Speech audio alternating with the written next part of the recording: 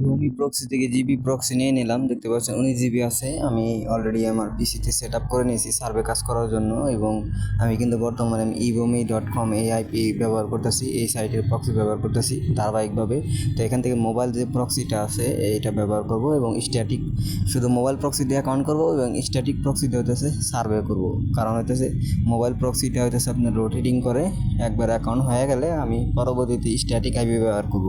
কারণ হচ্ছে এই আইপিটা মাঝে মাঝে হচ্ছে ডিএনএসটা চেঞ্জ হয়, ঠিক আছে? ডিএনএস জার্মানি বা ইন্ডিয়া হয়, সব আইপিতে হয় না, কিছু কিছু আইপিতে হয়।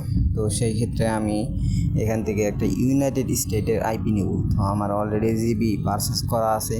তো এক ভাইয়ের জন্য আসলে জিবি পারচেস নিয়েছিলাম, আসলে ওনার কাজ হয় না মূলত, এই জন্য মূলত হচ্ছে আমি এটা ব্যবহার করতেছি।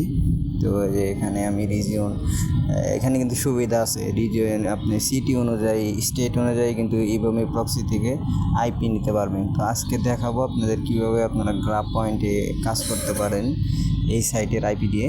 তো আমি আপনারা যদি তুলনামূলক রেসপন্স করেন, লাইক কমেন্ট করেন, তাহলে আমি শুধু ভিডিও তৈরি করব।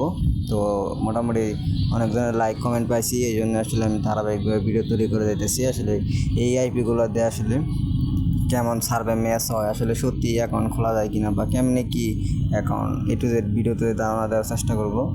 তো এখানে আমি কিন্তু ব্রাভো ব্রাউজারে অলরেডি প্রক্সি যে এক্সটেনশনটা আছে ওইটা আমি অ্যাড করে নিছি, এবং এখান থেকে আমাদের প্রক্সিতে যাইতে হবে। প্রক্সিতে যাওয়ার পর এখানে অ্যাডে যাইতে হবে।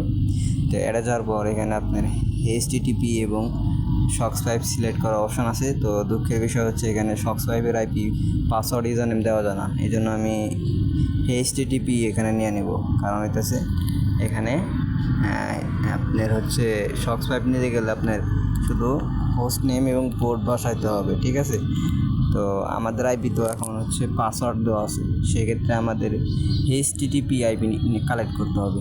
HTTP হচ্ছে আপনার ফুল মিনিং হচ্ছে হাইপার টেক্সট ট্রান্সফার প্রোটোকল, যেটা হইতেছে আপনার সক্স5-এর থেকে আপনার দ্রুত সাইট লোড ওপেন করবে, ঠিক আছে? মানে আপনার একটা সাইট দেওয়ার সাথে সাথে ওপেন হয়ে যাবে, এটার বলে HTTP আইপি, ঠিক আছে? তবে তুলনামূলক HTTPর চেয়ে আপনার সক্স5-এ কাজ ভালো হয়। তো আমরা অ্যাকাউন্ট করার জন্য HTTP এখানে কানেক্ট করে নিচ্ছি, যেহেতু কিছু করার নাই, কারণ এক্সটেনশনটা আমি খুব তাড়াতাড়ি অ্যান্টি ডিটেক্ট ব্রাউজার ইনস্টল করব, তখন আপনাদের দেখাতে পারবো। তো আপাতত এই ব্রাউজারে কাজ করি, আপনাদের দেখাই। তো এখান থেকে আমি এখানে আইপি এটা চুজ করে দেবো। তো দেওয়ার পর মোটামুটি আমাদের সেট আপ শেষ।